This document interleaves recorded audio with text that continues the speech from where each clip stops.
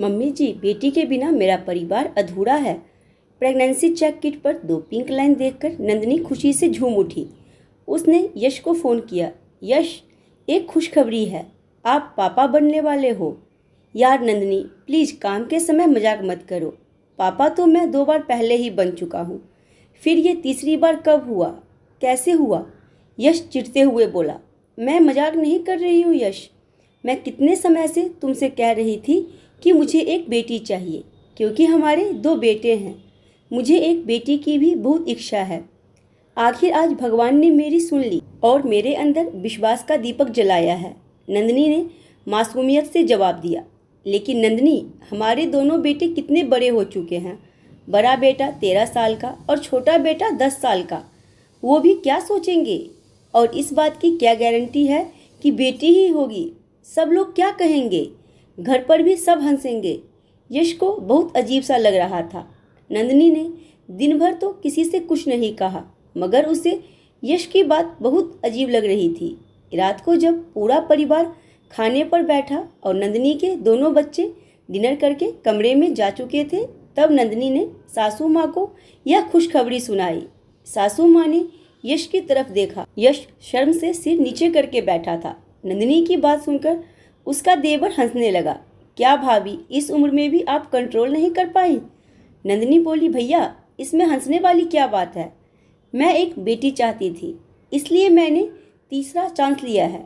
सासू माँ बोली, लेकिन बहू, बेटी की इतनी चाहत किसे होती है कि वो 2 लड़कों के बाद तीसरा चांस ले? फिर क्या जरूरी है कि बेटी ही होगी? तुम्हारा परिवार तो पूरा हो चुका, फिर क्या ज़रूरत है इसकी? मम्मी जी, मानती हूँ कि ज़रूरी नहीं बेटी ही होगी, लेकिन चांस तो ले ही सकती हूँ। मेरा बहुत मन है बेटी को पालने का, और परिवार तो बेटी के आने से ही पूरा होगा। अभी तो मेरा परिवार अधूरा है। नंदिनी ने अपनी बात रखी। भाभी, इतना ही शौक है बेटी पालने का तो मेरी बेटी को गोद ले लो। देवर ने हंसकर कहा। भैया, मैंने तो क्षितिजा के जन्म के समय ही कहा था कि इसे मुझे दे दो, लेकिन उस समय आपने और देवरानी जी ने मना कर दिया था। मेरा भी मन है, मेरी भी इच्छा है।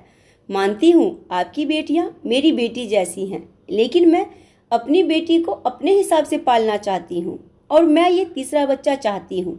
नंदिनी ने दृढ़ स्वर में अपनी बात रखी। यश, इसमें शर्म की कोई बात नहीं है, ये तो मेरी इच्छा है और हमें किसी बात की कमी नहीं।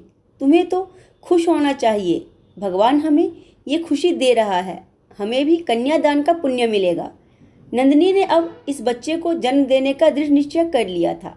नंदिनी का मन देखकर सासू माँ बोली, अगर नंदिनी का इतना ही मन है तो ठीक है, लेकिन बहू, तुम्हें कोई प्रॉब्लम नहीं होनी चाहिए।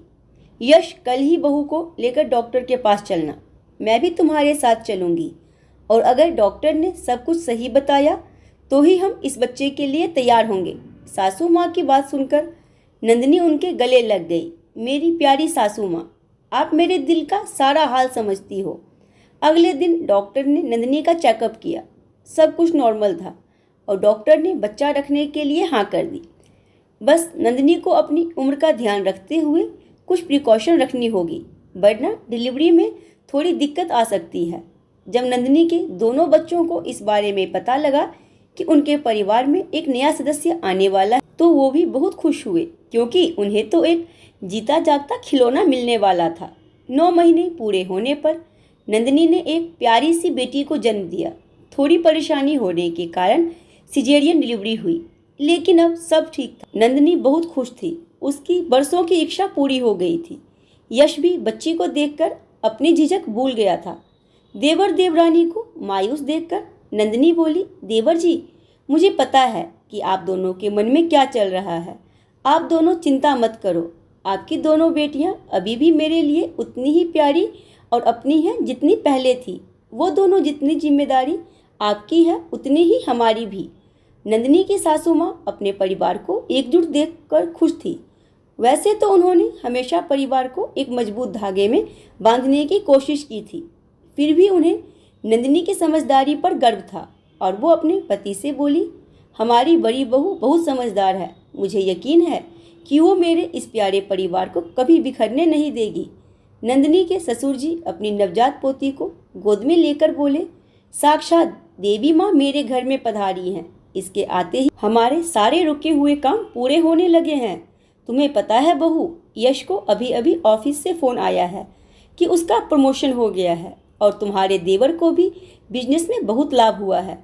नंदिनी बहुत खुश थी क्योंकि उसका परिवार खुश था और उसका परिवार पूरा हो गया था। बेटी की कमी जो पूरी हो गई थी। दोस्तों, नंदिनी की सोच आपको कैसी लगी? अपनी राय मुझे कमेंट बॉक्स में जरूर दें। अगर कहानी पसंद आई हो तो वीडियो को लाइक, चैनल सब्सक्राइब, वीडियो को शेयर जरूर करें।